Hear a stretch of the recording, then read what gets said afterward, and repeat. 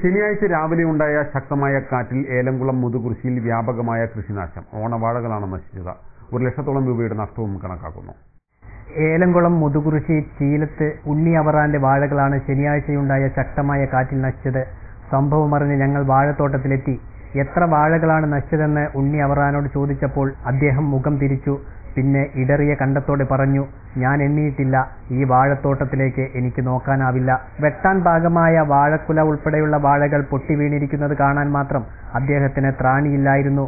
കൃഷി ജീവനായ ഉണ്ണി അവറാൻ എന്നും പുലർച്ചെ 6 മണിക്ക് മുൻപേ വാഴത്തോട്ടത്തിലെത്തും.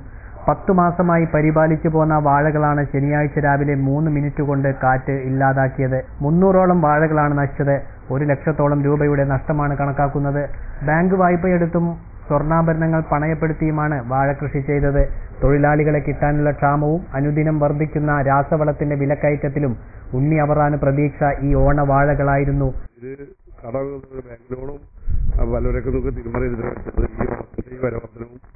ഈ വെള്ളത്തിനും 1 മണിക്കൂറിന് 100 രൂപ കൊടുത്തിട്ടാണ് നനച്ചുണ്ടാക്കുന്നത്. ഈ വിളവെടുക്കാൻ പറ്റി സംഭവിച്ചത് സഹിക്കാൻ കഴിയും. അത്ര പ്രശ്നമായിട്ടാണ് വന്നത്.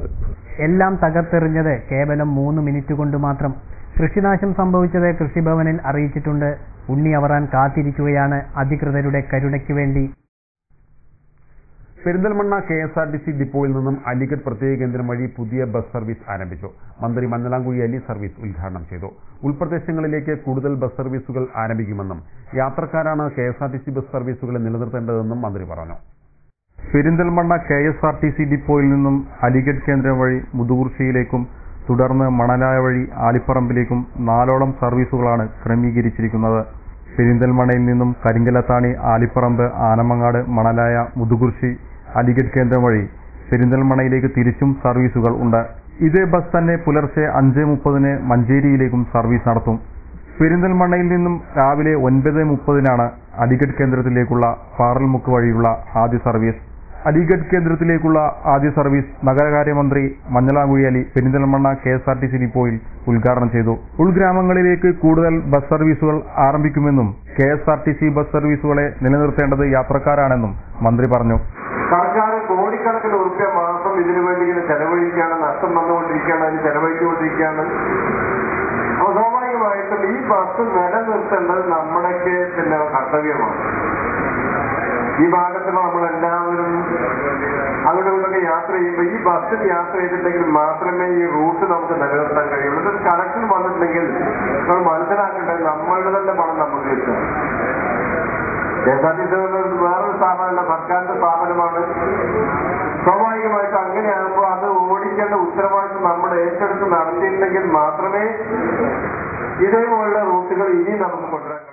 Perinthalmanna block panchayat president PK Aboobacker Haji ചടങ്ങിൽ അധ്യക്ഷത വഹിച്ചു. മുൻ മന്ത്രി നാലകത്ത് സൂപ്പി, നഗരസഭാ vice chairman M Muhammad Saleem, Aligarh കേന്ദ്രം ഡയറക്ടർ ഡോക്ടർ മുഹമ്മദ്, ജില്ലാ ട്രാൻസ്പോർട്ട് ഓഫീസർ പുലാക്കൽ മുഹമ്മദ് അലി തുടങ്ങിയവർ സംസാരിച്ചു. പട്ടാമ്പി കേന്ദ്രീകരിച്ച് കഞ്ചാവ് കടത്ത്. അന്യസംസ്ഥാനങ്ങളിൽ നിന്നും ട്രെയിൻ വഴിയാണ് കഞ്ചാവ് എത്തുന്നത്. കഴിഞ്ഞ ദിവസം അന്യസംസ്ഥാന തൊഴിലാളിയിൽ നിന്നും കഞ്ചാവ് പിടികൂടിയതോടെ പോലീസ് നിരീക്ഷണം ശക്തമാക്കിയിട്ടുണ്ട്. കഴിഞ്ഞ ദിവസം ബീഹാറി സ്വദേശിയായ യുവാവിൽ നിന്നാണ് പട്ടാമ്പി പോലീസ് 6 കിലോയോളം വരുന്ന കഞ്ചാവ് പിടികൂടിയത്. ട്രെയിനിൽ വന്നിറങ്ങിയ ഇയാളുടെ ബാഗുകൾ പരിശോധിച്ചപ്പോഴാണ് കഞ്ചാവ് കിട്ടിയത്. തുടർന്ന് പോലീസ് ഇയാളെ കസ്റ്റഡിയിലെടുത്ത് ചോദ്യം ചെയ്തതോടെയാണ് കഞ്ചാവ് പട്ടാമ്പിയിലും സമീപ പ്രദേശങ്ങളിലുമായി ജോലി ചെയ്യുന്ന അന്യസംസ്ഥാന തൊഴിലാളികൾക്ക് നൽകാനാണ് കഞ്ചാവ് കൊണ്ടുവന്നിരുന്നതെന്ന് ഇയാൾ ചോദ്യം ചെയ്യലിൽ പോലീസിനോട് സമ്മതിച്ചിട്ടുണ്ട്. ഇയാൾ ഇപ്പോൾ റിമാൻഡിലാണ്. എന്നാൽ അന്യസംസ്ഥാന തൊഴിലാളികൾക്കായാണ് ഇയാൾ കഞ്ചാവ് കൊണ്ടുവന്നതെന്ന മൊഴി പോലീസ് പൂർണ്ണമായും വിശ്വാസത്തിലെടുത്തിട്ടില്ല. ഇതിനു മുമ്പും ട്രെയിൻ വഴി പട്ടാമ്പിയിലേക്ക് കഞ്ചാവ് കടത്ത് നടക്കുന്നതായി പോലീസിന് രഹസ്യവിവരം കിട്ടിയിരുന്നു. എന്നാൽ ആരെയും പിടികൂടാൻ കഴിഞ്ഞിരുന്നില്ല. കഴിഞ്ഞ മാസം ട്രെയിൻ വഴി പാർസലായി വന്നിരുന്നു. ഈ 2 സംഭവങ്ങളും തെളിയിക്കുന്നത് കഞ്ചാവ് ഉൾപ്പെടെയുള്ള ലഹരി വസ്തുക്കൾ വൻതോതിൽ പട്ടാമ്പിയിലേക്ക് എത്തുന്നു എന്നത് തന്നെയാണ്.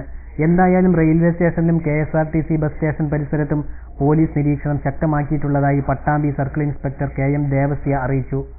കേരളത്തിലേക്ക് വരുന്നുണ്ടോ എന്ന് പരിശോധിക്കുന്നതിന് വേണ്ടി ഡിപ്പാർട്ട്മെന്റ് തലത്തിൽ കർശനമായ നിർദ്ദേശങ്ങൾ ഞങ്ങൾക്ക് ലഭിച്ചിട്ടുണ്ട്. ആയതിന്റെ അടിസ്ഥാനത്തിലാണ് ഞങ്ങൾ കർശനമായ നിരീക്ഷണങ്ങൾ ഏർപ്പെടുത്തിയിട്ടുള്ളത്. ഇനിയും ഇതുപോലെയുള്ള മയക്കുമരുന്നുകൾ വരുന്നുണ്ടോ എന്ന് ഉള്ള അന്വേഷണം തുടർന്നും വ്യക്തമായി നടത്തിക്കൊണ്ടിരിക്കുന്നു. ഇടവേള.